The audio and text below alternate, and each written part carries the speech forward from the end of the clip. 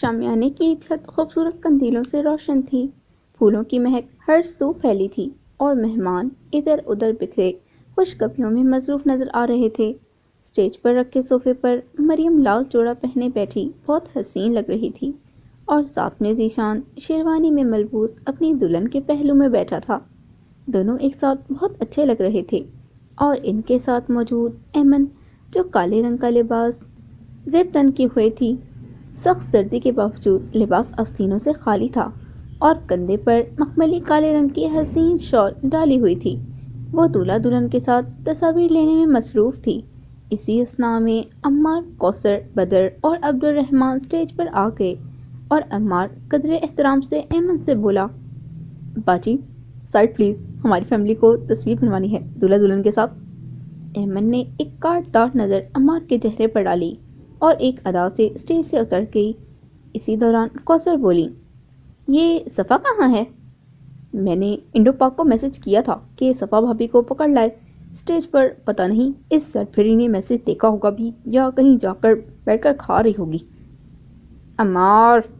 عبد الرحمن نے عمار کو ٹوکا تو وہ خاموش ہو کر سر جھکا کر بے آواز ہنسا اور ان سب کی نظریں صفا کی تلاش میں شامیانے میں دوڑنے لگیں اور آخرکار رفیدہ صفا کا بازو پکڑ کر اسے اسٹیج تک لائی تھی۔ وہ اسے اسٹیج تک لانے میں کامیاب ہو گئی تھی اور اسے دیکھ کر کوثر نے اپنا ہاتھ بڑھایا، آ جاؤ صفا، یہاں بدر کے برابر میں کھڑی ہو جاؤ۔ صفا کچھ شرماتی ہوئی بدر کے برابر میں جا کھڑی ہوئی۔ بدر اس کے ہاتھ میں بندھے بریسلیٹ کو دیکھ کر مسکرایا اور اس کا سینہ مزید چوڑا ہو گیا۔ جہاں صفا کے گال گلابی پڑے وہیں باقی سب کے ہونٹوں پر مسکراہٹ آ گئی اور رفیدہ نے جلدی سے اپنے موبائل کا کیمرہ کھولا اور ان کی تصویریں اتارنے لگی۔ عمار نے بھی رفیدہ کو چھیڑنے کا موقع ہاتھ سے جانے نہ دیا۔ بس بس انڈو پاک، اتنا بھی پیارا نہیں لگ رہا میں۔ رفیدہ اس کی خوش فہمی پر زور سے ہنس دی۔ اتنا بھی پیارا؟ تم پیارے ہو بھی؟ کیوں سب کو اپنے آپ پر ہنسنے پر مجبور کرتے ہو عمار؟ رفیدہ، کیا تصویریں لے رہی ہو ہماری؟ آؤ تم بھی ہمارے ساتھ آ کر کھڑی ہو جاؤ۔ کوثر نے محبت سے رفیدہ کو بھی اسٹیج پر آنے کو کہا تو رفیدہ نے سوالیہ نظروں سے دیکھ کر کہا، کس حساب میں پھپھو؟ اسی وقت دلہن صاحبہ چہک کر بول پڑی، بدر اور عمار کی بہن کی حیثیت سے۔ یہ سن کر بے اختیار صفا اور بدر کی ہنسی چھوٹی۔ رفیدہ کو مریم پھپھو کی بات بہت اچھی اور مناسب لگی مگر عمار کا حلق تک کڑوا ہو گیا۔ وہ ایک دم بگڑ کر بولا،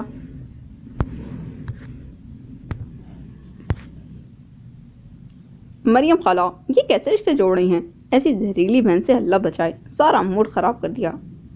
یہ بڑبڑاتے ہوئے وہ اسٹیج سے اتر گیا۔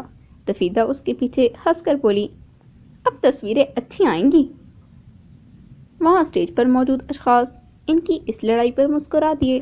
پھر کوثر کی فیملی کی طرح ایک ایک کر کے دوسرے بھی اپنی اپنی فیملی سمیت دولہا دلہن کے ساتھ تصویریں لینے لگے۔ پھر کپلز کی باری آئی۔ صفا نے اسٹیج پر موجود ندا اور مزمل اور یاسمین اور صالح کو تصویریں بنواتے ہوئے دیکھا۔ پھر دور بیٹھی اپنی ماں کا سادہ سا چہرہ دیکھا جو جنت بی بی سے باتوں میں مصروف تھیں اور اس کے حلق میں آنسوؤں کا گولا آن پھنسا مگر پھر وہ بے بسی سے سر جھٹک کر وہاں سے چلی گئی۔ کالے کرتے شلوار کے اوپر براؤن رنگ کی ویسٹ کوٹ پہنے، بالوں کو جل سے سیٹ کیے، ہمیشہ کی طرح پرکشش اور سیریس دکھنے والا ذکی تمام فیملی ممبرز سے دور اس بوفے سے ٹیک لگائے کھڑا تھا جہاں کافی مشین رکھی تھی اور اس تک نہ جانے وہ کتنی مقدار میں کافی اپنے اندر اتار چکا تھا، اس کا اندازہ اسے بھی نہ تھا۔ اس کی خالی نگاہیں آس پاس موجود ہنستے مسکراتے لوگوں پر تھیں اور اسی اثناء میں کافی لینے کے لیے 2-3 لڑکیاں آئیں۔ وہ اسے دیکھ کر مسکرائیں، شرمائیں، شاید وہ کب سے یہی چاہ رہی تھیں کہ ذکی انہی پر نگاہ ڈالے۔ ذکی نے ان کی جانب دیکھا، بنا مسکرائے، بنا پلک جھپکائے وہ انہیں دیکھتا رہا۔ وہ لڑکیاں کافی لے کر وہاں سے چلی گئیں اور تھوڑی دور جا کر وہ باتیں کرنے اور ٹیڑھی ٹیڑھی نظروں سے ذکی کو دیکھنے لگیں اور ذکی نہ جانے کیا سوچ کر ان کو دیکھے گیا۔ اچانک کسی نے اس کے کندھے پر ہاتھ رکھا تو وہ ایک دم کسی گہری سوچ سے نکلا۔ وہ بدر تھا۔ جس طرح سے تم ان تینوں کو دیکھ رہے ہو یہ بھی بتا دو کہ ان میں سے کوئی ایک پسند بھی آئی یا تینوں ہی پسند آ گئی؟ بدر کے معصومانہ سوال پر ذکی سر چٹک کر ہلکے سے ہنس دیا اور بے بسی سے کہنے لگا، میں بس یہ دیکھ رہا تھا کہ میرے اندر کسی کے لیے کوئی جذبات جاگتے ہیں یا نہیں، لیکن یہ ثابت ہوا کہ میرے اندر وہ جذبات نہیں پائے جاتے جو کسی بھی نارمل لڑکے میں ہوتے ہیں۔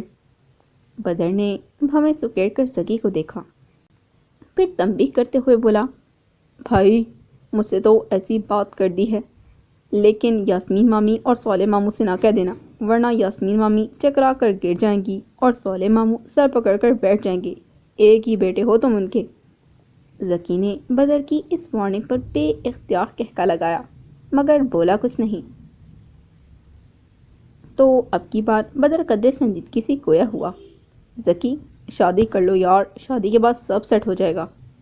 ذکی نے ایک گہری سانس لی اور اپنے جوتے کی نوک کو فرش پر رگڑتے ہوئے عجیب سے انداز میں بولا، مسئلہ شادی کا نہیں ہے، مسئلہ مجھ میں ہے، میں نہیں چاہتا کہ میری وجہ سے کسی لڑکی کی زندگی خراب ہو جائے۔ بدر کو اس کی باتیں واقعی میں ہضم نہیں ہو رہی تھیں۔ ذکی یہ کیسی باتیں کر رہے ہو یار، تم ایسے نہیں تھے، یہ پچھلے کچھ 3 سال ہیں، ان 3 سالوں میں تم ایسے بدلے جیسے تم ذکی نہیں بلکہ اس کا کوئی ہم شکل ہو۔ آخر مسئلہ کیا ہے، تم بے فکر مجھ سے شیئر کر سکتے ہو۔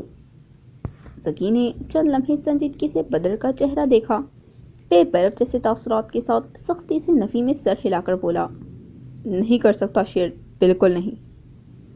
بدر نے اس کے اس سختی سے منع کرنے پر مزید اس پر زور نہ دیا اور بات ختم کرتے ہوئے اس کے کندھے پر ہاتھ رکھ کر بولا، جیسی تمہاری مرضی، لیکن کبھی بھی تم شیئر کرنا چاہو تو مجھے اپنا مخلص پاؤ گے انشاءاللہ۔ ذکی بس مسکرا کر رہ گیا۔ چلیں، بدر نے کہا تو وہ سر خم کر کے اس کے ساتھ اسٹیج کی جانب چل دیا۔ مریم کی رخصتی کا وقت ہو چکا تھا، وہ ایک ایک کر کے تمام گھر والوں سے نم آنکھوں مگر مسکراتے ہونٹوں کے ساتھ گلے ملی، پھر بدر کی جانب آئی، اس سے ملی، بدر نے اس کا سر تھپکا اور پھر ذیشان سے گلے ملا۔ بدر کے بعد وہ ذکی کی جانب متوجہ ہوئی اور ذکی نے اپنی پھپھو کے سر کو چوما تو وہ مسکرا دی، پھر وہ ذیشان سے بغل گیر ہوا اور سب باہر کی طرف دولہا دلہن کو گاڑی تک چھوڑنے چل دیے۔ 2 دن بعد صفا سفید رنگ کی شلوار پر ہلکے گلابی رنگ کی قمیص پہنے، سر پر بڑی سی کالی چادر اوڑھے، کندھے پر بیگ ڈالے یونیورسٹی جانے کے لیے تیار تھی۔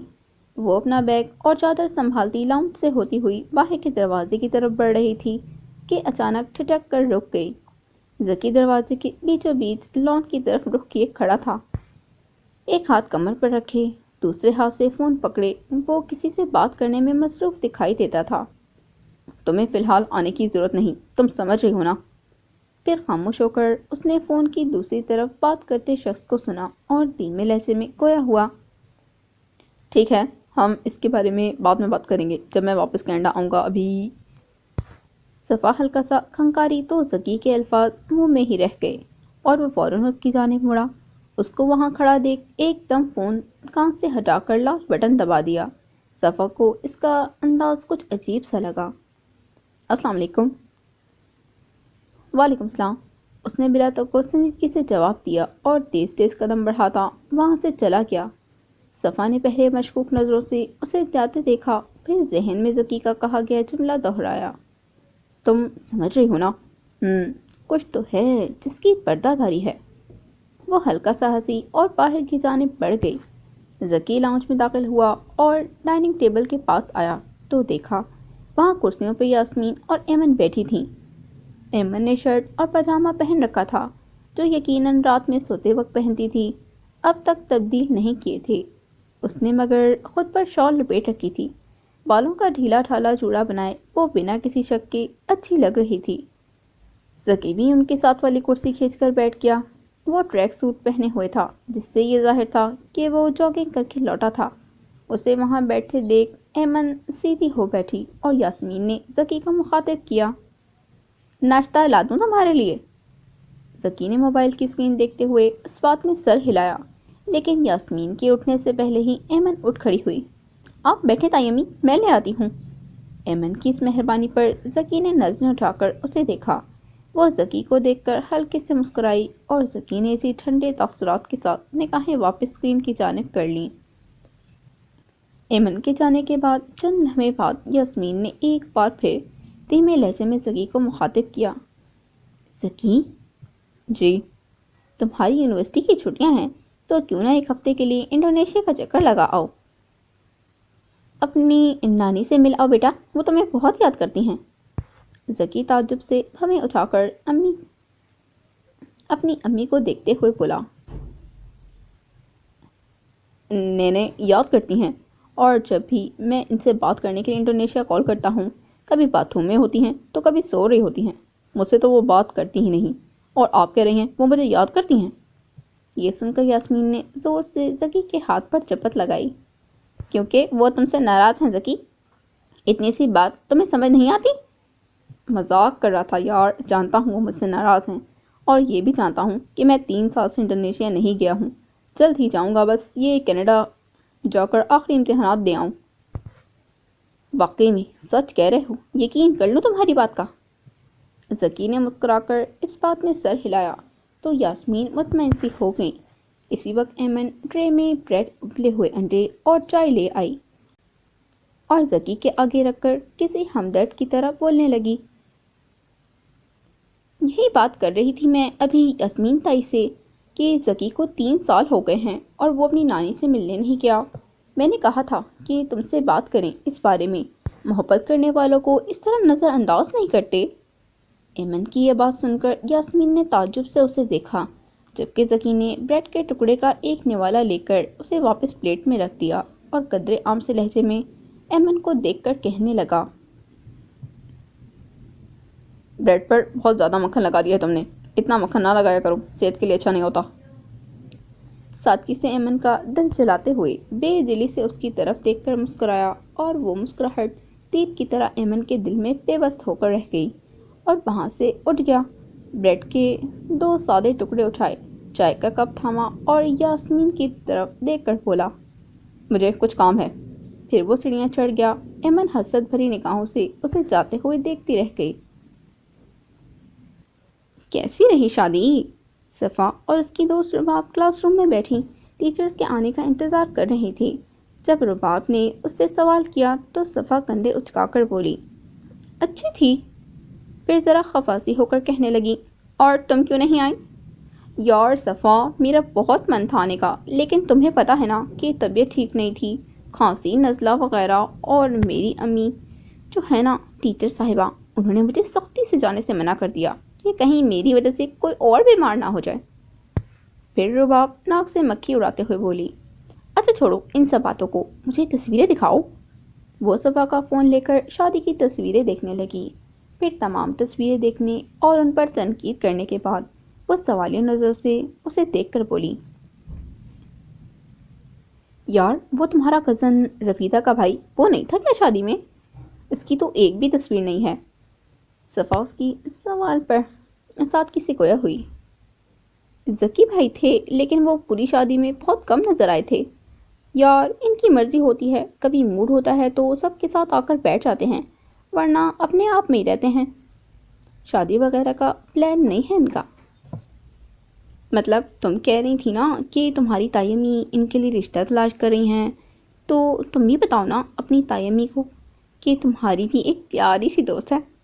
رباب نے قدرے ٹھہر ٹھہر کر کہا، مگر صفا کے پل لینا پڑی اور اس نے سوالیہ نظروں سے رباب کو دیکھا۔ کون سی دوست؟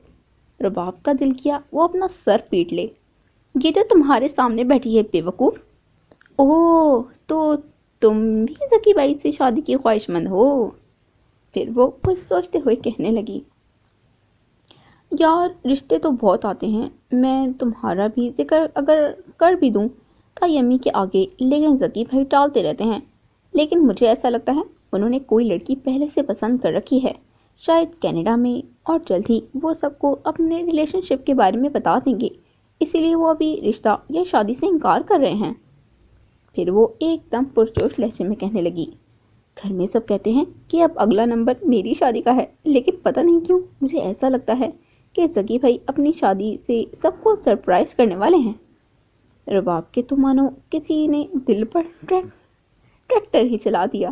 وہ بالکل ہو کر صفا کو دیکھتے ہوئے کہنے لگی، تمہیں تمہارے کزن نے پرسنلی آ کر یہ بات بتائی تھی یا بنا تصدیق کے یوں ہی اندازے لگا رہی ہو؟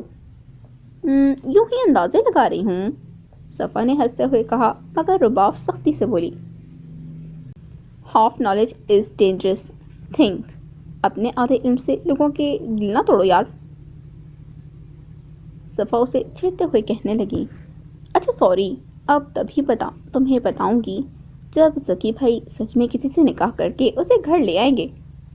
ہائے صفا، دعا کرو کہ وہ میں ہوں۔ رباب نے ایک آہ بھری، پھر اچانک اسے کچھ اور یاد آ گیا۔ ہاں وہ یار، تمہاری وہ کزن زینب مزمل اور اس کی ٹیچر ہیں میری امی، تو وہ بتا رہی تھیں کہ تمہاری کزن کافی بار موبائل کے ساتھ اسکول میں پکڑی گئی ہے، پڑھائی پر دھیان نہیں ہے اور خراب لڑکیوں کے ساتھ اٹھنا بیٹھنا ہے۔ اس کی امی کو شکایت کی تھی لیکن ان کو کوئی فرق ہی نہیں پڑتا، اور تم جانتی ہو کہ جس عمر میں وہ ہے کسی بھی لڑکے کی میٹھی باتوں میں وہ آسانی سے آ سکتی ہے، تو امی کہہ رہی تھیں کہ ہو سکے تو اس بچی پر نظر رکھو اور اسے سمجھانے کی کوشش کرو۔ رباب نے 2 سانسوں میں اپنی امی کے بولے گئے الفاظ دہرا ڈالے اور صفا کے چہرے پر گہری سنجیدگی چھا گئی، اور وہ اسی سنجیدگی کے ساتھ بولی، میں زینب سے اس بارے میں بات کرنے کی کوشش کروں گی۔ اسی وقت ٹیچر کلاس روم میں داخل ہوئے اور وہ دونوں سیدھی ہو بیٹھی۔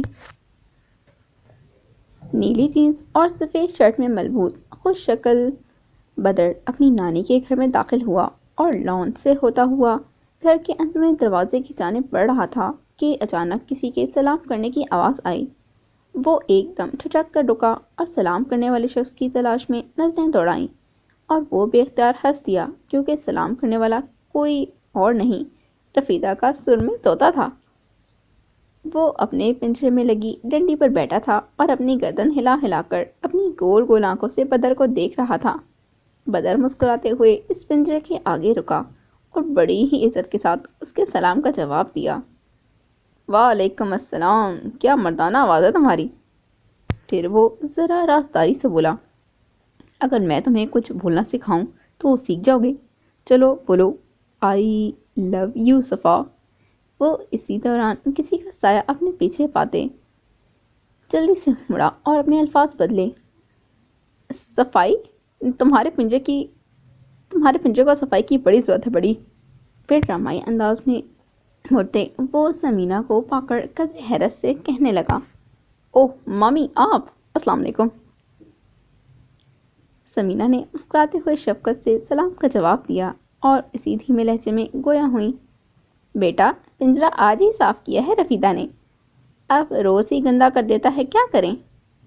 جی جی مامی، وہ ذکی ہے گھر میں؟ پتہ نہیں، شاید میں نے صبح سے دیکھا نہیں اسے۔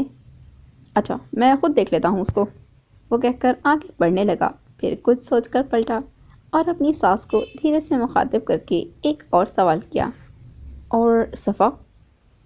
وہ بس آنے والی ہوگی یونیورسٹی سے، سمینہ نے مسکرا کر جواب دیا اور بدلے میں بدر بھی مسکرا دیا۔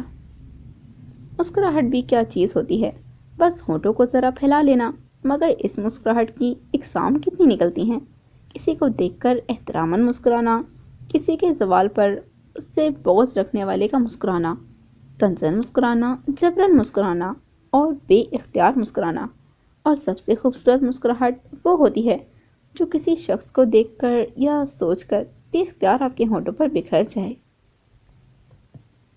رفیدہ لاؤنج کے صوفے پر بیٹھی بڑی ہی دلچسپی کے ساتھ کوئی کتاب پڑھنے میں مصروف تھی، اور ایک ہاتھ میں ناشپاتی کا ٹکڑا تھا جو وہ ساتھ ساتھ چبا بھی رہی تھی۔ اس کی بلی سنوبل اس کی گود میں آنکھیں بند کیے بیٹھی تھی۔ اچانک کسی کا ہاتھ اس کی ناشپاتی کی پلیٹ کی جانب بڑھا اور رفیدہ نے پھرتی سے پلیٹ اپنی جانب کھسکائی اور سختی سے بولی، سوچنا بھی مت، یہ میری ہیں، میں کاٹ کر لائی ہوں انہیں۔ کتنی کنجوس ہو تم انڈو پاک۔ کالے ٹراؤزر، نیلی ٹی شرٹ پر جیکٹ پہنے، بالوں کو جل سے سیٹ کیے، نکھرا نکھرا سا عمار رفیدہ کے ساتھ والے صوفے پر آ کر دھپ سے بیٹھ گیا، اور رفیدہ نے ایک اکتائی ہوئی سانس لی۔ کنجوس بلکہ مکھی چوس ہو۔ اچھا تمہیں پتہ ہے کنجوس مکھی چوس کی کہانی؟ اوف، یہ مکھی میرے کان میں بھنبھنانے آ گئی، رفیدہ بڑبڑائی، مگر عمار ہمیشہ کی طرح ٹھیٹ بنا رہا اور بڑے مزے سے کہانی سنانے لگا۔ تو قصہ یوں ہے کہ ایک بہت ہی زیادہ کنجوس آدمی تھا۔ ایک دفعہ کا ذکر ہے کہ وہ چائے پی رہا تھا تو ایک مکھی اس کی چائے میں گر جاتی ہے۔ وہ اس کو چائے سے نکالتا ہے اور اس مکھی کو چوس کر پھینک دیتا ہے۔ یا گندے! رفیدہ نے برا سا منہ بنایا، لیکن کہانی ابھی باقی تھی۔ اچھا آگے تو سنو۔ جب وہ مکھی کو چوستا ہے تو لوگ اس کنجوس سے پوچھتے ہیں کہ تم نے ایسی حرکت کیوں کی؟ تو اس کنجوس نے کہا کہ مکھی پر چائے لگی تھی، ضائع کیسے جانے دیتا؟ تو تب سے یہ محاورہ بن گیا، کنجوس مکھی چوس۔ پھر وہ خود ہی ہنسنے لگا۔ رفیدہ کو بھی ہنسی آ رہی تھی، مگر وہ عمار کی بات پر کیسے ہنس سکتی تھی؟ اس نے اپنا منہ کتاب کے پیچھے چھپا لیا اور ہنسی دبانے لگی۔ ہنسی آ رہی ہے تو کھل کے ہنس لو، میں بالکل نہیں ڈروں گا۔ ہاں بس تمہاری بلی نہ ڈر کے بھاگ جائے۔ تم جا سکتے ہو یہاں سے۔ رفیدہ نے کتاب ہٹا کر ایسی نفرت زدہ گھوری سے اسے نوازا کہ عمار وہاں سے اٹھ کھڑا ہوا۔ جا رہا ہوں، اپنے اندر کی چڑیل کو اندر ہی رکھو۔ وہ پلٹ کر لان کی طرف جانے لگا، تبھی رفیدہ نے اسے پکارا، سنو، میرے طوطے کو یہ ناشپاتی کھلا دینا۔ رفیدہ نے پلیٹ اٹھا کر اس کی طرف بڑھائی جس میں 2 ٹکڑے رکھے تھے۔ شرارتی آنکھوں والا عمار اس کی جانب بڑھا اور مسکراتے ہوئے پلیٹ لینے لگا، مگر نہیں، تم پر بھروسہ نہیں کر سکتی، کہیں تم خود ہی نہ کھا جاؤ۔ یہ لان میں جا کر میں خود ہی کھلا دوں گی۔ پھر وہ کتاب ٹیبل پر رکھ کر اپنی جگہ سے اٹھی اور کرتی عمار سے پہلے لان کی طرف بڑھ گئی۔ عمار اسے جاتے دیکھ ہلکے سے مسکرایا اور خود بھی اس کے پیچھے چل دیا۔ وہ دونوں لان میں آئے تو وہاں پہلے ہی 2 کرسیوں پر بدر اور ذکی بیٹھے باتیں کر رہے تھے۔ ان دونوں کو آدھے دیکھ کر دونوں کی نظریں ان پر پڑی اور اسی دوران لان کا دروازہ کھلا اور صفا اندر داخل ہوتی نظر آئی۔ لان میں ان چاروں کو دیکھ کر اس کے ہونٹوں پر مسکراہٹ آ گئی اور وہ ان کی جانب بڑھی۔ السلام علیکم۔ صفا نے سلام کیا اور سب سے بلند آواز میں بدر کی جانب جواب موصول ہوا۔ صفا چہرہ جھکا کر مسکراتے ہوئے وہاں سے کھسکنے لگی کہ رفیدہ ایک دم اس کے سامنے آئی اور پرجوش لہجے میں گویا ہوئی، صفا تمہیں پتہ ہے آج حریم باجی نے ہم سب کی دعوت رکھی ہے شام میں؟ صفا نے سوالیہ نظروں سے اسے دیکھا، لیکن وہ تو مریم پھپھو اور ذیشان بھائی کی دعوت کرنے والی تھی نا ریسٹورنٹ میں؟ ہاں لیکن انہوں نے کہا کہ ہم سب مطلب گھر کے لڑکے اور لڑکیاں بھی چلیں، آؤٹنگ ہو جائے گی۔ عمار نے نفی میں سر ہلا کر رفیدہ کو مخاطب کیا، تمہیں آؤٹنگ کی نہیں ایٹنگ کی پڑی ہے۔ رفیدہ نے بے نیازی سے ہاتھ چلایا، اپنے کام سے کام رکھو۔ تبھی صفا نے عجلت میں کہا، میں جاؤں اب روبی؟ چائے بھجوا دینا ذرا 2 کپ۔ بدر نے قدر نرم لہجے میں کہا۔ صفا نے بے اختیار اس کو دیکھا۔ بدر مسکرایا۔ صفا کے ہونٹوں پر بھی مسکراہٹ آئی جسے وہ چھپاتے جلدی سے آگے بڑھ گئی۔ وہاں سینے پر بازو لپیٹے بیٹھا ذکی ان سب سے بے نیاز دائیں جانب گردن موڑے دور کسی چیز پر نگاہیں جمائے سوچ میں ڈوبا تھا۔ رفیدہ کے ٹیبل پر پلیٹ رکھنے کی آواز پر وہ چونکا۔ بھائی یہ ناشپاتی میرے طوطے کو کھلا دینا، میں جب تک پکوڑے تلتی ہوں۔ وہ یہ کہہ کر جانے لگی اور اس سے پہلے کہ عمار کچھ کہتا وہ خود ہی بول پڑی، ہاں اپنے لیے ہی بنانے جا رہی ہوں، جس کو مسئلہ ہے وہ اپنے گھر جائے۔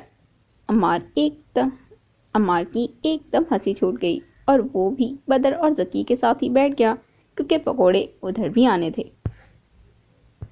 ریسٹورنٹ میں ہر طرف سنہری روشنی پھیلی تھی، ہلکے سروں پر کوئی دھن بج رہی تھی، لوگ چاروں طرف ہنستے مسکراتے باتیں کرتے اور ساتھ ساتھ مزیدار کھانوں سے لطف اندوز بھی ہو رہے تھے۔ ویٹرز ادھر ادھر پھرتے لوگوں سے آرڈر لینے اور کھانا پیش کرنے میں مصروف نظر آتے تھے۔ ایک طویل ٹیبل کے گرد کرسیوں پر وہ سب بھی بیٹھے تھے۔ مریم اور ذیشان بھی آئے تھے۔ مریم نے بیٹھتے ہی سب کے چہروں پر نظر دوڑائی اور سوالیہ انداز میں بولی، ذکی نہیں آیا؟ اس کے سوال پر ایمن کا موڈ مزید خراب ہوا، جس کے لیے اتنا تیار ہو کر آئی تھی وہ ہی نہیں آیا تھا۔ حریم ایک گہری سانس لے کر سنجیدگی سے بولی، اس ریسٹورنٹ کی ذکی نے ہی بکنگ کروائی تھی اور یہ آئیڈیا بھی اسی نے دیا تھا کہ کہیں ساتھ مل کر ڈنر کرتے ہیں، کیونکہ ہم سب کبھی کبھی ہی اس طرح ایک ساتھ ہوتے ہیں۔ اور آج جب ہم یہاں آنے کے لیے باہر نکلے تو کال کر کے کہتا ہے کہ اس کے سر میں درد ہے، وہ نہیں آ سکتا ہم لوگوں کے ساتھ، اور تم جانتی ہو کہ اس کے منہ پر انحصار کرتا ہے، اسے نہیں آنا تو وہ نہیں آتا۔ چند لمحوں کے لیے خاموشی چھا گئی، تبھی تو ویٹرز ان کا کھانا لے آئے اور ان کی ٹیبل پر سجا کر چلے گئے۔ مریم نے ماحول کو خوشگوار بنانے کے لیے مزے سے کہا، ارے واہ کیا خوشبو آ رہی ہے، چلو شروع ہو جاؤ سب۔ یہ کہہ کر اس نے پلیٹ اٹھائی اور اس میں کھانا ڈالنے لگی، پھر ایک کے بعد ایک نے سب اپنے لیے کھانا نکالا، اور جب ذیشان کی باری آئی تو مریم نے بظاہر مسکراتے ہوئے مگر آنکھیں دکھاتے ہوئے کہا، زیادہ مت کھائیے گا، ابھی سے کنٹرول کریں ورنہ توڑ نکل آئے گی۔ یہ سن کر ایک دم حریم، رفیدہ اور صفا کی ہنسی چھوٹ گئی تو ذیشان جو کہ مریم سے کم نہ تھا بڑے ہی مہذب لہجے میں گویا ہوا، دیکھ رہا ہوں مریم کی بات پر صرف چند بھتیجیوں کی ہنسی چھوٹی ہے، مطلب حریم بھی اسی طرح فاضل کو ٹارچر کرتی ہوں گی۔ پھر وہ بدر سے مخاطب ہوا، کیا صفا صاحبہ بھی ایسی ہیں اپنی پھپھو جیسی؟ صفا نے اپنی ہنسی چھپانے کے لیے سر نیچے جھکا لیا اور بدر اس کی جانب مسکراتے ہوئے بولا، فی الحال تو ایسا کوئی ٹارچر نہیں ملتا، بہت ہی معصوم ہیں، ہاں مگر جب رخصت کر کے اپنے گھر لے جاؤں گا تب میرے ساتھ کیا ہوگا نہیں جانتے۔ صفا نے نظریں اٹھا کر مسکراتی نگاہوں سے بدر کو دیکھا اور بدر نے اسے دیکھ کر اپنی دونوں آنکھیں چپکائیں اور صفا نے اسی مسکراہٹ کے ساتھ واپس نگاہیں جھکا لیں۔ ان کی مسکراہٹوں کو وہاں بیٹھا کوئی شخص حسرت کی نگاہوں سے دیکھ رہا تھا۔ ہاں وہ ایمن تھی جو اپنی آنکھوں میں جلن لیے صفا کو دیکھ رہی تھی۔ معصوم بن کر سب کی ہمدردی اور محبت لے لی، چالاک لڑکی، زہر جیسی لگ رہی ہے اس کی مسکراہٹ، سارا موڈ خراب کر دیا، مجھے آنا ہی نہیں چاہیے تھا، اگر پہلے ہی پتہ چل جاتا کہ زگی نہیں آئے گا، اف اف۔ اسے صفا سے نفرت تھی۔ ذیشان کی اس بات پر عمار کیا چپ رہنے والا تھا؟ رفیدہ جو اپنی پلیٹ میں رکھے مزیدار کھانوں کے ساتھ انصاف کر رہی تھی اسے چھیڑتے ہوئے کہنے لگا، مجھے تو اس بیچاری پر ترس آ رہا ہے جس کی شادی انڈو پاک سے ہوگی، وہ تو سوکھ کے کانٹے ہی ہو جائے گا کیونکہ اس کے حصے کا کھانا بھی یہ اسے آنکھیں دکھا کر خود کھا جائے گی، ہائے افسوس۔ سب ہنسنے لگے مگر رفیدہ نے خطرناک نگاہوں سے اسے گھورا اور چبا چبا کر بولی، عمار چپ چاپ ڈنر کرو ورنہ جو تمہاری گز بھر لمبی زبان ہے نا اس میں یہ کانٹا گھسا دوں گی، پھر کرتے رہنا تتل پتل۔ جب سب عمار اور رفیدہ کی باتوں پر ہنس رہے تھے اسی دوران صفا کی نظر کب سے خاموش بیٹھی زینب پر پڑی جو ٹیبل کے نیچے موبائل کیے کب سے کسی کو میسیج کرنے میں مصروف تھی۔ پھر ایک دم وہ اپنی جگہ سے کھڑی ہوئی اور نارمل سے انداز میں بولی، میں واش روم سے آتی ہوں۔ یہ کہہ کر وہ وہاں سے کھسک گئی اور کسی نے اسے جاتے ہوئے اتنا غور نہ کیا کیونکہ سب کھانے اور ہنسی مذاق میں مصروف تھے، لیکن صفا کی توجہ پوری اسی پر تھی۔ وہ بھی زینب کے جانے کے چند لمحوں بعد اٹھی اور اپنی چادر کو سر پر ٹھیک سے اوڑھ کر کہنے لگی، میں بھی آتی ہوں باتھ روم سے۔ وہ بھی اسی راستے پر جانے لگی جہاں سے زینب گئی تھی۔ وہ تھوڑا ہی دور چلی کہ زینب اسے ایک بڑے سے گلدان کے ساتھ چہرہ دیوار کی جانب کیے کسی سے فون پر بات کرتی نظر آئی۔ صفا چند قدم چل کر گلدان کی دوسری طرف تھوڑے فاصلے پر کھڑی ہو گئی اور غور سے زینب کی آواز سننے لگی جو تھوڑی غیر واضح تھی مگر کچھ سمجھ میں آ رہی تھی، میں ریسٹورنٹ میں ہوں اس وقت اپنی فیملی کے ساتھ، ابھی فون مت کرو بار بار، میں آپ کو رات میں کال کروں گی، اوکے؟ وہ یہ کہہ کر اس نے کال کاٹ دی اور صفا بھی فوراً وہاں سے جانے لگی تھی کہ صفا باجی۔ زینب کی پکار پر صفا کے قدم ایک دم تھمے اور اس نے پیچھے مڑ کر دیکھا۔ زینب اسے چپٹی نگاہوں سے دیکھتے ہوئے بولی، آپ میری جاسوسی کر رہی تھیں؟ صفا نے بھی اختیار تھوک نگلا اور خود کو نارمل رکھتے ہوئے مضبوط لہجے میں گویا ہوئی، ہاں میں بس یہ جاننا چاہتی تھی کہ جو باتیں میں نے تمہارے بارے میں سنی تھیں وہ صحیح ہیں یا غلط؟ پھر وہ سمجھانے والے انداز میں کہنے لگی، دیکھو زینب، بڑی بہن کی طرح مشورہ دے رہی ہوں کہ ان کاموں میں مت پڑو، ابھی تم بہت نادان ہو۔ اور صفا کا جملہ مکمل ہونے سے پہلے ہی زینب ناسمجھی سے بمیں سکیڑ کر بولی، کیا بولے جا رہی ہیں؟ اپنی دوست سے بات کر رہی تھی میں، کچھ بھی جانے بغیر مجھ پر الزام مت لگائیں۔ اور دوسری بات، اپنے اچھے برے کی میں خود ذمہ دار ہوں، آپ کی نصیحتوں کی ضرورت نہیں مجھے۔ وہ صفا کو چھاڑ کر آگے بڑھ گئی اور اس نے افسوس سے اسے جاتے دیکھا۔ کہنا بہت آسان ہے زینب، لیکن جب بات عزت پر آتی ہے تو سہنا بہت مشکل ہو جاتا ہے۔ امید ہے تم کوئی نامناسب واقعے سے قبل ہی سمجھ جاؤ۔ اس نے یہ سوچا اور واپس اپنی ٹیبل پر لوٹی تو دیکھا کہ سب آئس کریم سے لطف اندوز ہو رہے تھے۔ وہ خاموشی سے ادھر بیٹھ گئی۔ کب جا رہی ہو انڈونیشیا واپس؟ مریم نے آئس کریم کھانے کے دوران حریم سے سوال کیا۔ اس ہفتے میں، پھر سرسری سے انداز میں بدر کو مخاطب کر کے پوچھا۔ اور تم بدر؟ بدر چند لمحے خاموش رہا، پھر صفا کی جانب دیکھتے ہوئے بولا، پرسوں صبح۔ صفا کی سانس تھم گئی، اس نے بے اختیار سوالیہ نگاہوں سے بدر کا چہرہ دیکھا۔ بدر نے دھیرے سے کندھے اچکائے اور صفا کے حلق میں آنسوؤں کا پھندا سا لگ گیا اور چہرہ بجھ سا گیا۔ اس کے دونوں ہاتھوں پر خون لگا تھا اور سامنے زمین پر بے جان جسم پڑا تھا۔ اس نے اپنے خون سے بھرے ہاتھ دیکھے اور پھر لوگوں کو دیکھا جو اسے گھور رہے تھے۔ ایک شخص نے اس کی جانب انگلی سے اشارہ کرتے کہا، تمہاری وجہ سے اس نے خود کو مار ڈالا، تم ذمہ دار ہو۔ وہ اس شخص کے الفاظ سن کر غصے سے دھاڑا، یہ جھوٹ ہے، اس نے خودکشی نہیں کی تھی، سمجھتے کیوں نہیں تم سب؟ وہ ایک دم زکی نیند سے بیدار ہوا۔ وہ اپنے کمرے کی کرسی پر بیٹھا تھا اور سامنے ٹیبل پر لیپ ٹاپ رکھا تھا جس کی روشن اسکرین پر کچھ نوٹس کھلے تھے۔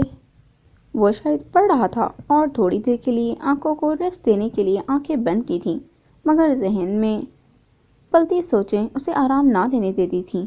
ذکی نے کن پٹیوں کو سہلایا، پھر کچھ دیر تک دو انگلیوں سے اپنے ماتھے کے نشان کو مسلتے ہوئے خالی خالی آنکھوں سے لیپ ٹاپ کی اسکرین کو گھورتا رہا۔ پھر بیزار ہو کر اس نے لیپ ٹاپ کو بند کیا، اپنی جگہ سے اٹھ کر سائڈ ٹیبل تک آیا، دراز کھول کر اس میں سے پلس نکالیں، دو پلس منہ میں ڈال کر پانی کے ساتھ نکلیں اور بیڈ پر چت لیٹ کر چھت کو گھورنے لگا اور آہستہ آہستہ آنکھیں نیند سے بوجھل ہونے لگیں اور تھوڑی ہی دیر میں وہ نیند کی آغوش میں چلا گیا۔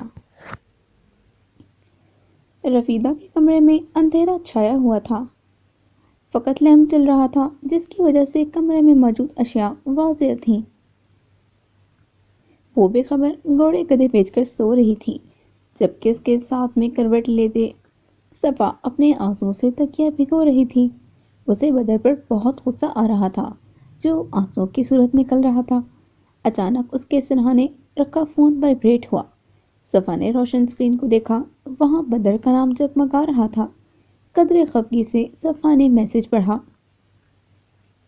کچن میں آؤ، میں انتظار کر رہا ہوں، میں سو رہی ہوں۔ صفا نے ٹیشو پیپر سے ناک رگڑتے ہوئے میسج لکھا اور میسج بھیجتے ہی بدر کا رپلائی آیا، میں انتظار کر رہا ہوں۔ صفا نے جواب دیے بغیر ہی فون کو واپس سرہانے پر پڑھا اور آنکھیں بند کر لیں۔ وہاں کچن میں رکھی کرسی پر بیٹھا بدر اس کا انتظار کر رہا تھا۔ 1 منٹ، 10 منٹ، آدھا گھنٹہ وہ یوں ہی اس کا انتظار کرتا رہا اور تب اسے احساس ہوا کہ انتظار کسے کہتے ہیں۔ جب کسی کا شدت سے انتظار کیا جائے اس وقت یوں لگتا ہے جیسے وقت کچھوے کی مانند چل رہا ہو، لیکن وقت تو وقت ہوتا ہے، وہ تو اپنے وقت پر ہی گزرتا ہے۔ اضافہ ہوتا ہے تو منتظر شخص کی بے چینی میں، اور وہ چاہتا ہے کہ وقت سے پہلے اس خبر کو پالے، مگر چیز اسے حاصل اپنے مقررہ وقت پر ہی ہوتی ہے۔ آخرکار وہ آ ہی گئی، سادہ شلوار قمیص پہنے، گرم شال لپیٹے، سرخ آنکھوں، گلابی ناک اور چہرے پر بہت سی خفگی لیے۔ بدر اسے دیکھتے ہی بے اختیار بول اٹھا، کب سے انتظار کر رہا تھا تمہارا۔ میں بھی کرتی ہوں انتظار، صفا بے تاثر لہجے کے ساتھ بولی، پھر کچن میں داخل ہوئی۔ کیوں بلایا ہے آپ نے؟ بدر اس کا چہرہ دیکھتے ہی پرسکون لہجے میں گویا ہوا، ٹھنڈے پانی کی بوتل نکال دو فریج سے۔ صفا نے اس کے کہنے پر فریج سے بوتل نکال کر کچن کاؤنٹر پر رکھی۔ بدر بھی کچن کاؤنٹر سے ٹیک لگا کر کھڑا ہو گیا، اب 1 گلاس پانی نکالو۔ صفا نے اسٹینڈ پر گلاس اتارا اس میں ٹھنڈا پانی بھرا۔ پھر بدر نے حکم دیتے ہوئے کہا، اب اسے پی لو۔ صفا نے لمحے بھر کو بدر کا چہرہ دیکھا، پھر اس نے 3 سانسوں میں وہ پانی پی لیا اور ایک دم ٹپ ٹپ اس کی آنکھوں سے آنسو بہنے لگے۔ بدر نے ایک گہرا سانس لے کر اس کی جانب شکوہ کناں نظروں سے دیکھتے ہوئے کہا، صفا، تم میرے جانے کا سن کر ہر دفعہ اس طرح آنسو بہا کر مجھے تکلیف دیتی ہو یار۔ پھر مجھے ایسا لگتا ہے میں نے تم سے نکاح کر کے تمہاری زندگی کو مشکل بنا دیا ہے۔ کیا کروں میں؟ تم خود بتاؤ، کیا میں فوج کی نوکری چھوڑ دوں؟ صفا نے بدر کی سنجیدگی سے کہے گئے الفاظ اور اس کے لہجے کی افسردگی سن کر خود کو کوسا اور فوراً اپنے آنسو صاف کر کے دھیرے سے کہنے لگی، یہ بات نہیں ہے بدر، مجھے لگا تھا کہ آپ اتنی جلدی واپس نہیں جائیں گے، لیکن میں غلط تھی اس لیے میں غصہ تھی، مجھے معاف کر دیں۔ کیا کروں، بچپن سے اب تک اتنا روئی ہوں کہ اب تو پلکوں پر بھی آنسو رہتے ہیں۔ آپ ان آنسوؤں کو نظر انداز کریں اور یہ تو بالکل نہ کہیں کہ آپ نے میری زندگی مشکل بنا دی۔ آپ کو اندازہ بھی نہیں کہ آپ میرے لیے کیا ہیں۔ بدر نے اس کے آخری جملے پر مسکراتے ہوئے اس کے ہاتھ تھامے اور ٹھہرے ہوئے محبت بھرے لہجے میں بولا، کیا اجازت ہے میں اپنی ڈیوٹی نبھانے کے لیے تم سے دور چلا جاؤں؟ کیا میرے رکنے پر آپ رک جائیں گے؟ بدر کے پاس اس سوال کا جواب نہ تھا۔ وہ خاموشی سے اس کا چہرہ دیکھے گیا اور پھر حتمی انداز میں کہنے لگا، ایک فوجی کی بیوی کے لیے ضروری ہے کہ وہ اپنے دل کو مضبوط کر لے، ٹھیک ہے؟ صفا نے نگاہیں جھکا کر دھیرے سے اس بات میں سر ہلایا اور پھر بدر صفا کے ذرا قریب ہوا اور شرارت سے کہنے لگا، بس ایسے ہی پھیکا پھیکا رخصت کرو گی اپنے شوہر کو؟ اس کی بات پر بے اختیار صفا کے ہونٹوں پر مسکراہٹ آ گئی۔ بدر ہلکا اس کی جانب جھکا اور صفا نے ایک دم اپنے ہاتھ بدر کے ہاتھ سے آزاد کیے اور امی نے کہا تھا کہ رخصتی سے پہلے کوئی ایسی ویسی حرکت مت کرنا۔ پھر وہاں سے بھاگ کر کچن کی چوکھٹ پر جا کھڑی ہوئی اور گزارشانہ لہجے میں بولی، فون کرتے رہے گا اور جلدی آنے کی کوشش بھی کیجیے گا۔ پھر مڑ گئی مگر پھر کچھ سوچ کر واپس پلٹی اور مسکراتے ہونٹوں کے ساتھ گویا ہوئی، میں آپ کو بہت مس کروں گی۔ بدر نے ایک گہری سانس لی اور خود بھی مسکرا کر بولا، میں بھی۔ دونوں نے چند لمحوں کے لیے ایک دوسرے کو دیکھا اور پھر وہ پلٹ کر فوراً وہاں سے چل دی، کیونکہ اس کی آنکھوں کے کٹورے آنسو سے بھر چکے تھے۔ بہت مشکل تھا اس کے لیے الوداع کہنا۔ فروری کی دوپہر، زینب اپنے کمرے کے بیڈ پر لیٹی کانوں میں ایئر فون لگائے میوزک سن رہی تھی۔ اچانک کسی کی کال آنے لگی تو وہ ایک دم سیدھی ہو کر بیٹھی اور گرین بٹن دبایا۔ ہیلو ہیلو خوبصورت، کوئی مردانہ آواز اس کے کان میں گونجی تو زینب نے تجسس سے کہا، فیصل، آپ نے اس وقت کال کیسے کر لی؟ کوئی خاص وجہ ہے کیا؟ وہ تمہاری یاد آ رہی تھی۔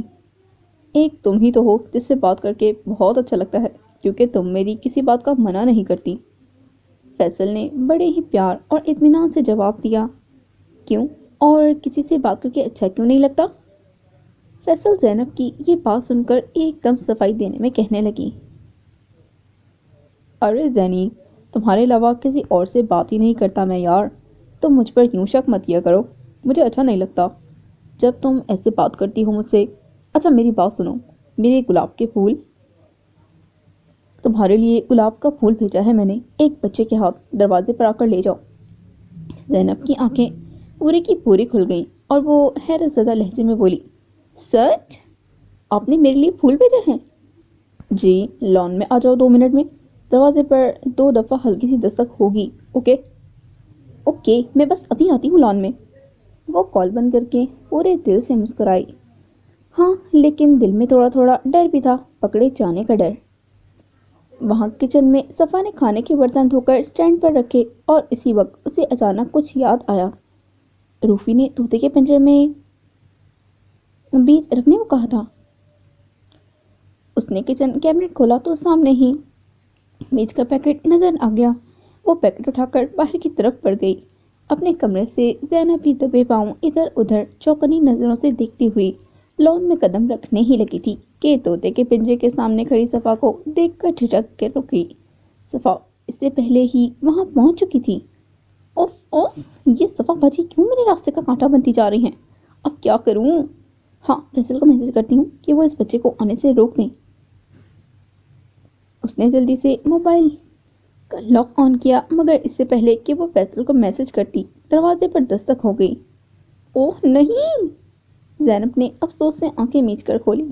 دستک پر صفا بیج کے پیکٹ کو نیچے رکھ کر عام سے انداز میں دروازے کی طرف بڑھی اور زینب کے ہاتھ پاؤں پھولنے لگے۔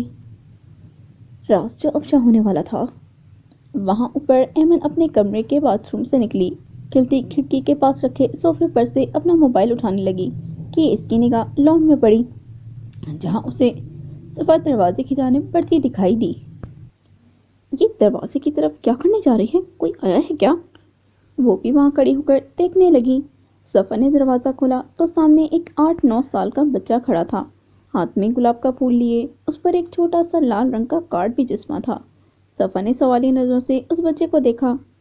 آپ کون؟ لیکن وہ بچہ کوئی بھی جواب دیے بغیر صفا کے ہاتھ میں پھول تھما کر بھاگ گیا اور صفا اسے آوازیں ہی دیتی رہ گئی، لیکن وہ وہاں سے غائب ہو گیا۔ یہ کس کے لیے ہے؟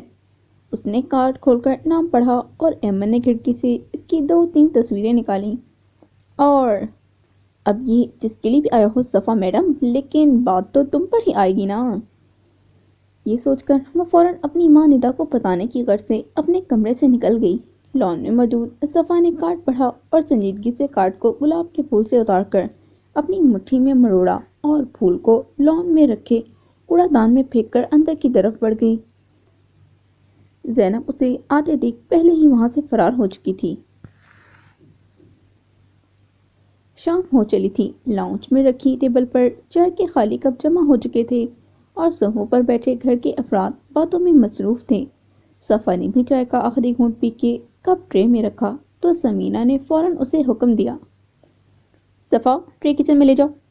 وہ سر ہلاتی ہوئی اپنی جگہ سے اٹھ کر ٹرے اٹھانے کے لیے جھکی اور اس سے پہلے کہ وہ ٹرے اٹھاتی، ندا کی کاٹ دار آواز اس کے کان میں گونجی اور وہ ایک دم سیدھی ہوئی۔ سنو لڑکی، آج کل کیا کرتی پھر رہی ہو تم؟ وہاں اوپری منزل میں اپنے کمرے میں بیڈ پر بکھرے اپنے کپڑوں کو ہینگر سے نکال کر ایک سوٹ کیس میں تہہ کر کے رکھا تھا، جب اس کے دروازے پر دستک ہوئی اور وہ اسی مصروف انداز میں بولا، آ جائیں۔ اس کی اجازت پر یاسمین کمرے میں داخل ہوئی۔ ذکی نے ایک نظر انہیں دیکھا اور کپڑے سوٹ کیس میں رکھتا رہا۔ یاسمین مسکراتی ہوئی اس کے قریب آ کھڑی ہوئی اور شفقت بھرے لہجے میں گویا ہوئی، بیٹا سب نیچے لاؤنج میں بیٹھے ہیں، دادی پوچھ رہی ہیں تمہارا، اتنی دیر ہو گئی تم کمرے سے باہر نہیں آئے تو میں خود ہی تمہیں دیکھنے آ گئی۔ میں بس آ ہی رہا تھا تو سوچا پہلے تمام ضروری کام کر لوں۔ آپ ہی کہتی ہیں نا کہ پہلے سے تیاری کر لیا کروں، ورنہ پھر آخری وقت میں جلدی جلدی میں کچھ نہ کچھ بھول ہی جاتا ہوں۔ ذکی ان کی بات پر سنجیدگی سے کہنے لگا، چلو پہلے چائے پی لو اور کچھ کھا لو اور تھوڑی دیر سب کے ساتھ بیٹھ بھی جاؤ، کیونکہ 4-5 مہینوں سے پہلے تم نے واپس تو آنا نہیں ہے۔ یاسمین نے اس کا کندھا تھپکتے ہوئے کہا۔ ذکی نے ایک گہری سانس لی، پھر کچھ سوچ کر سوٹ کیس کا منہ بند کیا اور مسکرا کر دھیمے لہجے میں بولا، چلیں۔ وہ دونوں ماں اور بیٹا ساتھ ساتھ کمرے سے نکل کر سیڑھیوں کی جانب بڑھے اور لاؤنج کا بدلا ہوا منظر اور ندا کے زور زور سے بولنے کی آواز سن کر دونوں نے نا سمجھی اور حیرت آنکھوں میں لیے ایک دوسرے کو دیکھا۔ پھر یاسمین پریشانی کے عالم میں جلدی سے سیڑھیاں اتر کر لاؤنج میں داخل ہوئی، جبکہ ذکی وہیں سیڑھی پر دیوار سے ٹیک لگائے کھڑا ہو گیا اور نیچے لاؤنج میں جاری تماشے کو دلچسپی سے دیکھنے اور سننے لگا۔ کتنی شرمناک بات ہے کہ تم نہ جانے کس سے پھول وصول کر رہی تھی۔ ہمارے گھر کی لڑکیاں جو دوپہر کے وقت جب پورا گھر سو رہا ہو چپکے سے جا کر یہ گلاب کا پھول لیتی ہیں اجنبی لڑکوں سے۔ انہوں نے اس پھول کو ٹیبل پر پھینکا۔ صفا سن کھڑی ندا کا چہرہ تکتی جا رہی تھی۔ سمینہ جلدی سے اپنی بیٹی کی صفائی دینے کے لیے کھڑی ہوئی۔ ندا بھابی، تمہیں کوئی غلط فہمی ہوئی ہوگی، صفا ایسا کام نہیں کر سکتی۔ اچھا تو یہ کام میری بیٹیاں کرتی ہیں؟ اگر اسی جگہ میری بیٹی ہوتی تو سب سے پہلے سب مل کر بیٹی پر چڑھ دوڑتے، لیکن یہاں تو سمینہ کی بیٹی ہے نا، وہ کبھی کوئی غلط کام کر ہی نہیں سکتی۔ اب کی بار جنت بی بی غصے سے بولی، ندا یہ کیا تماشا ہے؟ کیا ثبوت ہے تمہارے پاس کہ یہ پھول صفا نے دروازے پر جا کر کسی لڑکے سے لیے ہیں؟ یوں ہی کسی پر الزام لگا دو گی؟ اور یہ کسی کی بیوی ہے، کسی دوسرے سے پھول کیوں لیتی پھولے گی؟ کسی دوسرے سے پھول کیوں لینے لگی بھلا؟ اچھا امی، ٹھیک ہے، آپ کو میری بات کا یقین نہیں تو اسی کے منہ سے سن لیں، کیونکہ میرے پاس ثبوت بھی موجود ہے۔ امی، میں باہر طوطے کے پنجرے میں بیج رکھنے گئی تھی، وہ دروازہ بجا تھا، میں نے دیکھا تو ایک بچہ تھا، اس نے مجھے پھول تھما دیا اور بھاگ گیا، اور یہ بھی نہیں بتایا کہ کس کے لیے ہے۔ میں نے سوچا کہ ہمارے گھر میں تو ایسا کوئی بھی نہیں جس کے لیے یوں رازداری سے کوئی پھول بھیجے گا، تو میں نے اسے ڈسٹ بن میں ڈال دیا۔ صفا نے اپنے خشک ہونٹوں پر زبان پھینک کر نارمل سے لہجے میں کہا، تو پھر یہ کارڈ کہاں غائب ہو گیا جسے تم کھول کر پڑھ رہی ہو؟ ہاں؟ ندا نے موبائل کی اسکرین اس کے سامنے کی تو جہاں صفا کے منہ پر چپ لگی وہیں دور کھڑی زینب نے تھوک نکل کر صفا کے چہرے کی جانب دیکھا۔ یہ میں نے پھاڑ کر پھینک دیا۔ اس پر محبت بھرے کلمات لکھے تھے جو مجھے کہنا اچھا نہیں لگ رہا۔ مجھے لگا اتنی بڑی بات نہیں ہے کہ کسی کو جا کر میں یہ دکھاؤں، کیونکہ اس وقت سب اپنے کمروں میں تھے۔ بس کر دو لڑکی، اتنی معصوم مت بنو۔ اگر تم نے کچھ چھپایا ہے تو اس کا مطلب یہی ہے کہ تمہارے دل میں چور تھا، اور بات شادی شدہ ہونے یا نہ ہونے کی نہیں۔ کچھ شادی شدہ عورتیں بھی آوارہ ہوتی ہیں جن کی غلط حرکتوں سے تنگ آ کر ان کے شوہر انہیں چھوڑ جاتے ہیں۔ ندا کے الفاظ اتنے سخت تھے کہ سامنے کھڑی سمینہ کا دل چھلنی کر گئے اور صفا کی آنکھوں سے آنسو بہہ نکلے۔ اس سے پہلے کہ وہ کچھ اور زہر اگلتی، مزمل سختی سے بولے، ندا بس، اب بہت ہو گیا۔ میں کیوں بس کروں؟ کل کو اس کی وجہ سے میری بیٹیاں بدنام ہو گئیں تو؟ ایک گندی مچھلی پورے تالاب کو گندا کرتی ہے اور… ندا چاچی!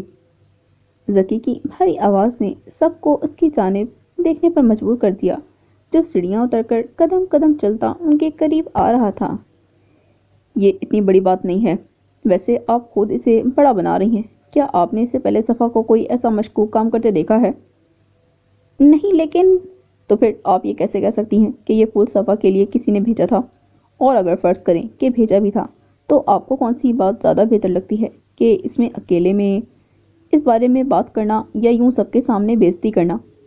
ندا کے کچھ بولنے سے پہلے ہی ذکی نے ان کی بات کاٹ دی۔ ذکی تم… وہ پھر کچھ کہنے لگی تھی، مگر ذکی اب مزید خاموش ہو کر اس عورت کی کڑوی باتیں نہیں سننا چاہتا تھا، اس لیے وہ بغیر رکے بولا، چلیں یہ بات رہنے دیں۔ اگر صفا کی جگہ زینب یا ایمن میں سے کسی کو آپ دیکھتی تو کیا تب بھی آپ سب کے سامنے اس کو ذلیل کرتی؟ کبھی نہیں، بلکہ آپ کو یہ بھی گوارا نہ ہوتا کہ کوئی دوسرا آپ کی بیٹیوں کے کردار پر انگلی اٹھائے۔ تو پھر صفا کون ہے؟ یہ بھی اس گھر کی بیٹی ہے، تو پھر آپ نے اسے یوں سب کے سامنے کیوں ذلیل کیا؟ جو چیز آپ نہیں چاہتی کہ آپ کی بیٹیوں کے ساتھ ہو تو اسے دوسروں کے ساتھ کرنا کہاں کا انصاف ہے؟ پھر وہ اسی طرح صفا کی طرف مڑا اور سخت لہجے میں بولا، تمہیں اپنے کردار کے خلاف ایک لفظ بھی کسی کو کہنے کی اجازت نہیں دینی چاہیے۔ اگر اپنا دفاع تم خود کر لیتی تو مجھے درمیان میں بولنے کی ضرورت نہیں پیش آتی۔ اور دوسری بات… ذکی نے ٹیبل پر سے گلاب کا پھول اٹھایا۔ یہ پھول صفا کے لیے نہیں، بلکہ… اس نے باری باری سب کے چہرے دیکھے، اور جب اس کی نظر زینب پر پڑی تو زینب کا تو خوف کے مارے سانس ہی رک گیا۔ ذکی گہری نگاہوں سے زینب کا سفید پڑتا چہرہ دیکھتے ہوئے بولا، میرے لیے آیا تھا۔ زینب کا رکا سانس ایک دم بحال ہوا۔ پھر ذکی صفا کو مخاطب کر کے کہنے لگا، اگر دروازے پر کوئی تحفہ دے کر جائے تو گھر کے لوگوں سے اخلاقاً پوچھ لینا چاہیے کہ کہیں یہ تحفہ ان میں سے کسی کے لیے تو نہیں آیا۔ یوں بے دردی سے اسے کوڑے دان میں پھینک دینے والی حرکت اچھی نہیں تھی۔ وہ یہ کہہ کر وہاں سے چلا گیا۔ صفا بھی کسی سے نگاہیں ملائے بغیر کچن کی طرف بڑھ گئی۔ سب آہستہ آہستہ لاؤنج سے چلے گئے۔ مزمل نے بھی اپنی بیوی کو افسوس سے دیکھا اور دھیمے لہجے میں بولے، شرم آنی چاہیے تمہیں۔ وہ بھی اپنے کمرے کی جانب چل دیے اور ندا دانت پر دانت جمائے غصے سے لال پیلے ہوتے چہرے کے ساتھ وہاں کھڑی رہ گئی۔ ٹھنڈی کالی رات کے چاروں طرف پھیلتی ہی ہر سو خاموشی چھا گئی۔ شور و غل والے بازار ویران ہو چکے تھے، اور یوسف ہاؤس کے لان میں قدم رکھو تو وہاں بھی سناٹا چھایا ہوا تھا۔ سب اپنے اپنے کمروں میں جا چکے تھے، اور جب ایسی خاموشی ہوتی ہے تو ذہنوں میں چیختی آوازیں گونجنے لگتی ہیں۔ اپنے کمرے پر بیٹھی سمینہ ہاتھ میں ایک تصویر پکڑے اسے دیکھے جا رہی تھیں، اور آنسو آنکھوں سے بہتے چلے جا رہے تھے۔ وہ تصویر ان کی اور مدثر کی شادی کی تھی، معصوم چہرے والی سمینہ نظریں جھکائے ہوئے تھی اور سنجیدہ چہرے والا مدثر سامنے دیکھ رہا تھا۔ وہ آنسو بہاتی ہوئی حسرت سے اس تصویر کو دیکھتی رہی، یہاں تک کہ وہ 20 سال پرانی اس کڑوی یاد میں جا پہنچی جس دن مدثر انہیں چھوڑ کر گئے تھے۔ شام کا وقت تھا، گھر کے تمام افراد چائے پینے اور خوش گپیوں میں مصروف تھے اور گھر کے بچے کھیل میں لگے تھے۔ اچانک مدثر غصے سے بپھرا ہوا لاؤنج میں داخل ہوا۔ اس کے پیچھے پیچھے منتیں کرتی سمینہ بھی آئی۔ لاؤنج میں بیٹھے لوگ قدرے حیرانی سے ان دونوں کو دیکھنے لگے۔ مدثر جنت بی بی اور یوسف صاحب سے مخاطب ہو کر بلند لہجے میں بولے، میں اس عورت کو مزید برداشت نہیں کر سکتا، بس بہت ہو گیا۔ جنت بی بی پریشانی کے عالم میں اپنی جگہ سے اٹھ کھڑی ہوئی اور سوالیہ انداز میں مدثر کو دیکھ کر کہنے لگی، یہ کیا کہہ رہے ہو مدثر؟ کیا ہوا ہے؟ تم کیوں سمینہ پر اتنا غصہ ہو؟ پوچھیں اپنی بھانجی سے، یہ اپنی ماں کے گھر جا کر کیا کرتی ہے؟ میں بتاتا ہوں، یہ وہاں اپنے عاشق سے چھپ چھپ کر ملتی ہے۔ مدثر سمینہ کی جانب انگلی سے اشارہ کرتے ہوئے کہنے لگا۔ وہاں موجود تمام اشخاص ہکا بکا رہ گئے، جبکہ سمینہ نے بے اختیار اپنا ہاتھ منہ پر رکھا۔ مدثر، ہوش میں ہو تم؟ یوسف صاحب غصے سے بولے۔ ہوش میں پہلے نہیں تھا، لیکن اب مکمل ہوش میں ہوں۔ یہ عورت چھپ کر اپنے یار کو خط لکھتی ہے، اسے ملتی ہے، بہت نظر انداز کر لیا، بہت برداشت کر لیا، مگر اب اور نہیں۔ اب یا تو یہ رہے گی اس گھر میں یا میں۔ بس اب برداشت کی حد تھی۔ یوسف صاحب غصے میں لال پیلے ہوئے، مدثر کے قریب آئے اور اتنا زوردار تماچا اس کے گال پر رسید کیا کہ وہ لڑکھڑا گیا۔ جنت بی بی نے بے اختیار اپنے دل پر ہاتھ رکھا اور سمینہ اپنے ہوش کھو بیٹھی۔ یاسمین نے جلدی سے فرش پر گرتی سمینہ کو تھاما اور 3 سال کی صفا اپنے ماں باپ کو دیکھ کر سہم کر ایک دیوار سے لگ کر کھڑی ہو گئی۔ اس کی آنکھوں میں خوف اور آنسو صاف نظر آ رہے تھے۔ مدثر تھپڑ کھانے کے بعد یوسف صاحب کو سرخ ہوتی آنکھوں سے دیکھ کر بولا، تو اس تھپڑ کا مطلب یہی کہ میں اس گھر سے چلا جاؤں؟ اب کی بار جنت بی بی بلند آواز میں گویا ہوئی، وہ لڑکی جو بچپن سے صرف تمہارا خواب دیکھتی آئی ہو، جو صرف یہ سوچتی آئی ہو کہ بڑی ہو کے کہ اسے تمہاری بیوی بننا ہے، وہ کس طرح کسی غیر سے تعلق رکھ سکتی ہے؟ میں نہیں مانتی۔ آپ لوگوں کی غلطی ہے کہ آپ لوگوں نے سوچے سمجھے بغیر ہی ہمارے بچپن میں رشتے جوڑ دیے، اپنی زبان دے کر آ گئے، زبردستی ہماری شادیاں کر دیں، تو اس کا خمیازہ تو بھگتنا ہی تھا نا۔ 4 سال رہ کر دیکھ لیا میں نے اس کے ساتھ، صرف آپ لوگ کی خاطر، مگر اب نہیں، میں جا رہا ہوں اس گھر سے ہمیشہ کے لیے۔ مدثر کے یہ الفاظ سن کر جنت بی بی اپنا سر تھام کر صوفے پر گر سی گئیں، جبکہ یوسف صاحب نے شدید غصے کی حالت میں مدثر کا بازو پکڑ کر اسے باہر کے دروازے کی جانب دھکیلا اور سختی سے بولے، دفع ہو جاؤ، نکل جاؤ میرے گھر سے، میں تمہاری شکل بھی نہیں دیکھنا چاہتا۔ میرے جیتے جی اگر تم نہ لوٹے تو میرے مرنے کے بعد بھی یہاں مت آنا، چلے جاؤ۔ مدثر نے خاموشی سے چند لمحے سب کے چہروں کو دیکھا اور گھر سے نکل گیا۔ وہ چلا گیا، واپس کبھی نہ آنے کے لیے۔ مجھے معاف کر دو سمینہ، اپنے باقی بیٹے کی زبردستی تم سے شادی کروا کر تمہارے ساتھ ناانصافی کر دی، مجھے معاف کر دو۔ جنت بی بی رو رو کر سمینہ سے معافیاں مانگ رہی تھی اور سمینہ وہ بس سکتے میں اس دروازے کو تکی جا رہی تھی جہاں سے مدثر چلا گیا تھا۔ پھر سمینہ واپس حال میں آئی، کرچی کرچی وجود کے ساتھ، تازہ زخموں کے ساتھ۔ مدثر، یہ کیا کیا آپ نے؟ آج ہماری بیٹی کو کیا کچھ سہنا پڑا۔ قصور کسی اور کا تھا اور قصوروار کوئی اور کہلایا۔ اگر چھوڑنا ہی تھا تو کم از کم اپنی بیوی اور بیٹی کو عزت کے ساتھ چھوڑتے۔ کتنے افسوس کی بات ہے، آپ کی بیٹی آپ سے نفرت کرتی ہے، نہ جانے کتنے آنسو کا حساب دینا ہوگا آپ کو، کتنے۔ دوسری طرف وہاں صفا اپنے کمرے کے بیڈ پر چت لیٹی تھی، اس کی آنکھیں سرخ تھیں اور چہرے کا رنگ پھیکا پڑا تھا اور ندا کے کڑوے الفاظ کا شور اسے سونے نہیں دے رہا تھا۔ بس کر دو لڑکی، اتنی معصوم مت بنو، اگر تم نے کچھ چھپایا ہے تو اس کا مطلب یہی ہے کہ تمہارے دل میں چور اور بات شادی شدہ ہونے یا نہ ہونے کی نہیں ہوتی۔ کچھ شادی شدہ عورتیں بھی آوارہ ہوتی ہیں جن کی غلط حرکتوں سے تنگ آ کر ان کے شوہر انہیں چھوڑ جاتے ہیں۔ اف، اس کے دل میں ایک ٹیس سی اٹھی اور آنکھوں سے بھل بھل آنسو بہنے لگے۔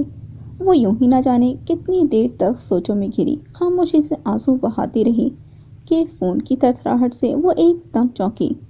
موبائل اسکرین پر غیر شناسا سا نمبر تھا۔